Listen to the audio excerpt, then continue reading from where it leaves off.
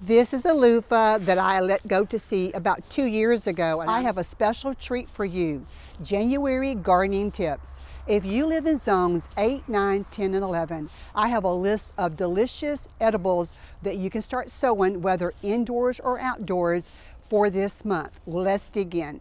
I live in Florida, and in the state of Florida, we have zones 8B, 9, 10, and 11. So if you live in any of these zones in the southernmost part of the U.S. and up on the western border as you go around on the west side of the U.S., a lot of these can also apply to you. January may seem like a sleepy month. However, there's a lot of things that we can plant in this month to get our gardens up and going and thriving for the coming year. Anything from cool season crops even to some tropical delights. You're going to want to watch the video into the end, because at the end I'm going to be giving you some very important gardening tips on how to protect your garden from some unexpected cold or heat this time of the year. The way I'm going to do this list is I'm going to be giving you first North, Central, and South Florida. Right now there are a lot of vegetables that can be grown in all three areas, which covers zone 8, 9, 10, and 11.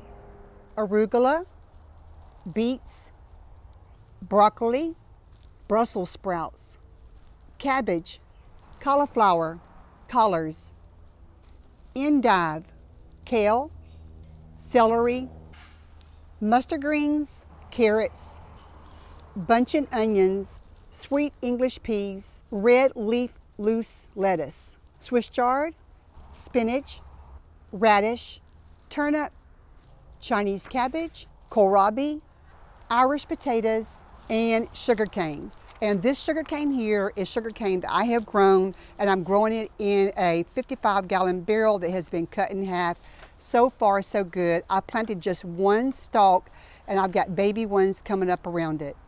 Okay, so that was 23 exciting edibles that we can plant in North, Central, and South Florida in the month of January, and also zones that has compatible weather as we do here in the Sunshine State, whether it's zones 8, 9, 10, or 11.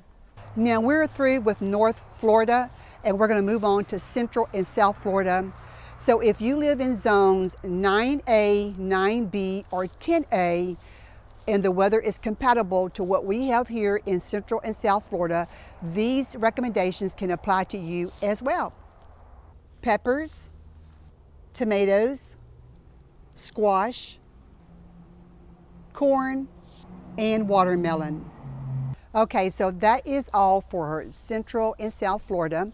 Now we're going to focus on just South Florida. There are a few more additional things that South Florida can grow because they're in zone 10A, 10B, and zone 11. So if you live in those zones, perhaps you can grow these also. Amaranth, okra, your bush garden beans, calabaza, long squash, tomatillos, tropical spinaches, pumpkin, Seminole pumpkins, sweet potatoes. If you have never grown loofah, this is a very multi-purpose crop to grow, from having food to eat to having sponges to make. This is a loofah that I let go to sea about 2 years ago, and I'm sure the seeds are still very good. And this is how I store my loofah seeds. I don't open it up, I just leave it intact until I get ready to plant them. And they give you so many seeds, more than what we will ever plant. We have plenty to give away. Now, as we have gone over this wonderful list of delicious edibles, just imagine our homegrown food in our own yard within a couple months from now, and with some of these things less than that. So it is worth the work, it is worth the endeavor, and let's just move forward in 2025 to let our gardens thrive and grow as much food as we can, as often as we can, and as long as we can. All right, so with all that being said, there is something that we all face as gardeners at one time or another, and that is unexpected cold weather and also heat. When it comes in, it can really cause havoc and even devastation to our gardens. So if we can have some simple strategies in place, no matter if it's the cold or if it's the heat, to help our gardens to thrive, it is going to be well worth the money invested or the time it takes to get these strategies in place so we can have them just at our fingertips when the cold weather is predicted. So think about it. We've spent all this time and effort in getting our seeds ready, having them indoors on heat mats, taking care of them, and then the warm weather comes, and all of a sudden, while they're planted outside, we have an unexpected late spring frost that comes. Having something in place to protect our garden is what we need to do to thrive in 2025. One thing that we can do is to purchase some frost cloths or frost blankets. These are material of special fabrics to help keep the warmth in as we wrap it around and drape it around the plants. Just make sure that you get it all the way to the ground, that the warmth will not escape and the cold gets in. And if you have an extra hard frost, you can always double it up to give it extra protection.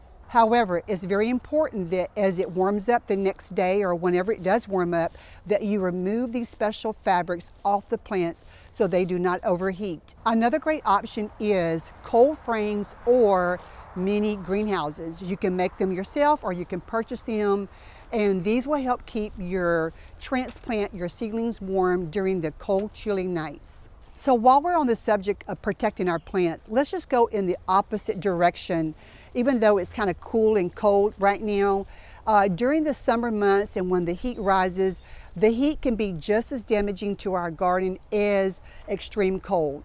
Extreme heat can cause dehydration, wilting, and even sunburn to our plants, which can cause them to have their growth stunted or even they can die. When it's way too hot, the number one and most important thing we can do for our garden is to water early in the morning when it's the cooler part of the day and water deeply. Another great gardening tip for the hot weather is mulching.